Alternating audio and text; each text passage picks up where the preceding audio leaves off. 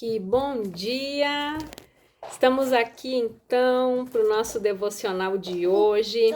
E hoje nós vamos ler então Tiago, capítulo 1, a partir do versículo de número 13. Então a palavra diz assim: ninguém sendo tentado diga, de Deus sou tentado, porque Deus não pode ser tentado pelo mal e a ninguém tenta. Mas cada um é tentado quando atraído e engodado pela sua própria concupiscência.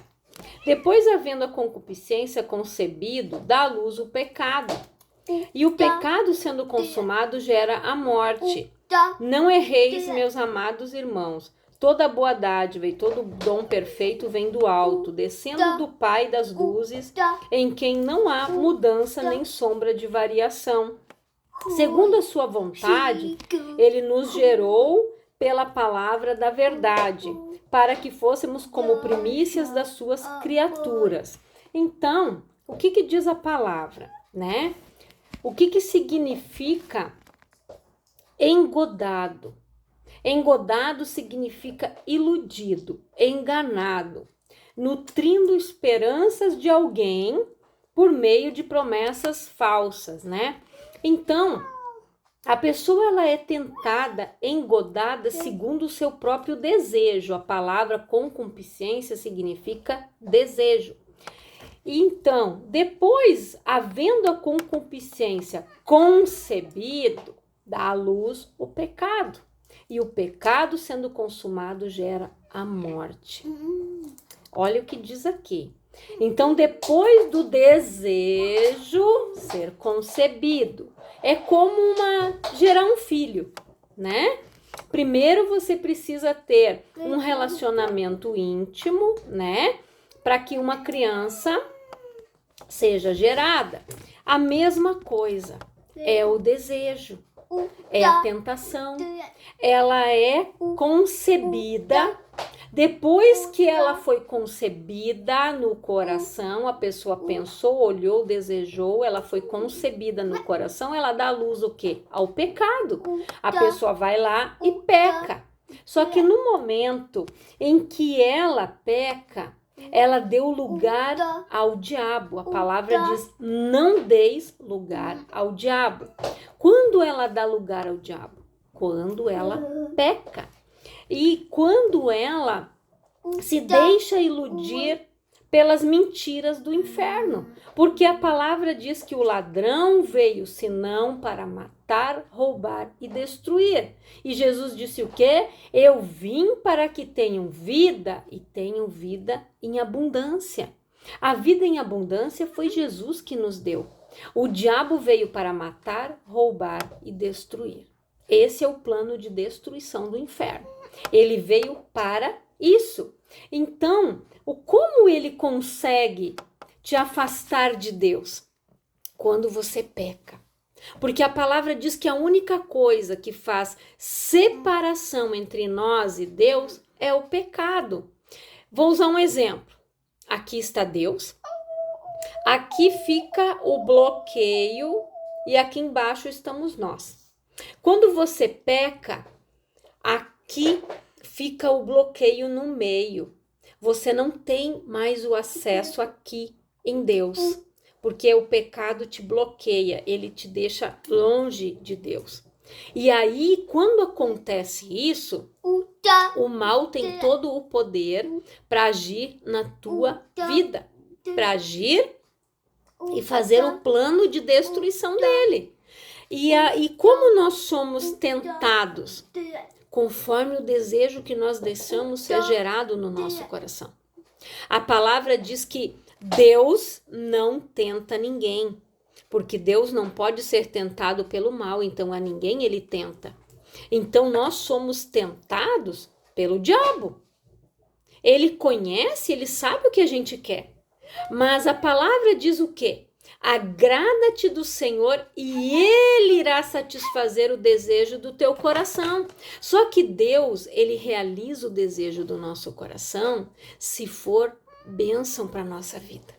Se for algo que vai ser para nossa destruição, para nos afastar dele e que não vai ser a bênção que enriquece, não acrescenta dor, Deus não permite que ela venha até nós. Porque aquilo que vem de Deus é durável, é algo que vem para enriquecer a nossa vida e não para causar dor. E a bênção, né, ou seja, a bênção de Deus, ela vem para acrescentar na nossa vida. E o diabo, ele vem para matar, roubar e destruir. Destruir os teus sonhos, os teus projetos, destruir a tua casa, a tua família, o teu trabalho, a tua empresa, o teu negócio. O diabo vem para isso. Quando Jó foi tentado, Deus permitiu porque Deus conhecia o coração do Jó. Em nada Jó pecou contra Deus. E a palavra diz que Deus reverteu o cativeiro de Jó e abençoou ele. Ele recebeu tudo dobrado. Ele perdeu 7 filhos. Deus deu mais para ele. Deus deu 14. Ele perdeu, um exemplo, 500 bois, ele ganhou 1000. Tudo ele recebeu dobrado. E a palavra diz que nunca se viu mulheres tão belas como as filhas de Jó. Então, para você ver que aquilo que Deus faz na nossa vida, ele vem para acrescentar. Muitas vezes, claro, Deus permite nós passarmos por determinadas situações para a gente crescer, para a gente aprender. Você aprende no sofrimento, na dificuldade, você aprende a se achegar mais em Deus. A palavra diz, se achegue a Ele e Ele se achegará em vós.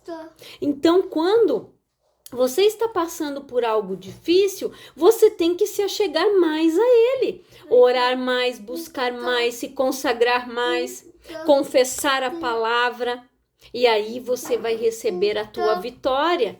Muitas vezes Deus permite nós passar por estas situações para nos abençoar, para ver se nós estamos preparados para receber a bênção que nós queremos, o milagre que nós temos pedido para Ele. E o inferno não.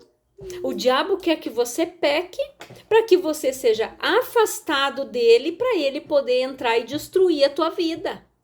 E ele diz mais aqui, não erreis, meus amados irmãos, toda boa dádiva e todo dom perfeito vem do alto, descendo do Pai das luzes, em quem não há sombra, né, e nem mudança de variação. Então Deus, ele não muda, não tem variação, Deus é Deus.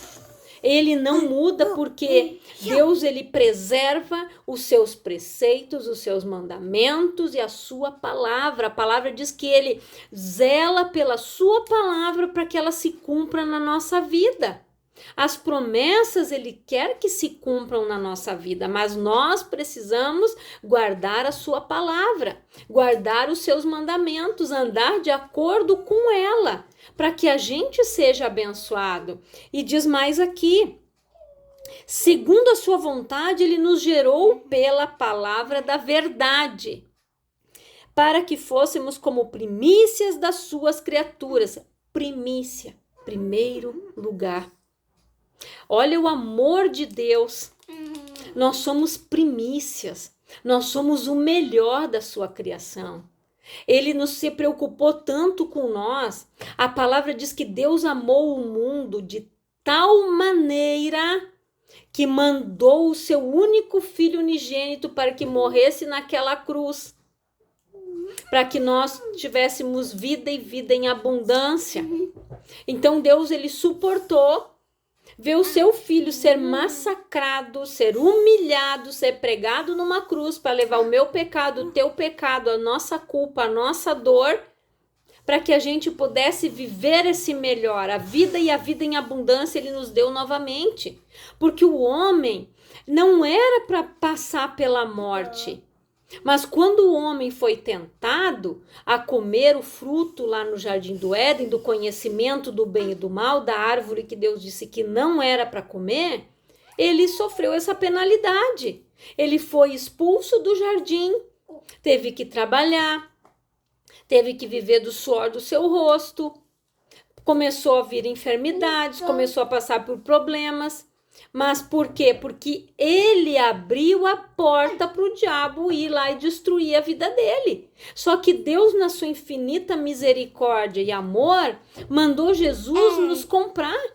E através do sacrifício de Jesus lá na cruz, nós temos acesso ao trono do Pai, nós temos acesso à salvação novamente, né? A estarmos junto do Pai. Então Jesus, ele pagou um preço alto para que nós pudéssemos ter acesso novamente ao trono do Pai.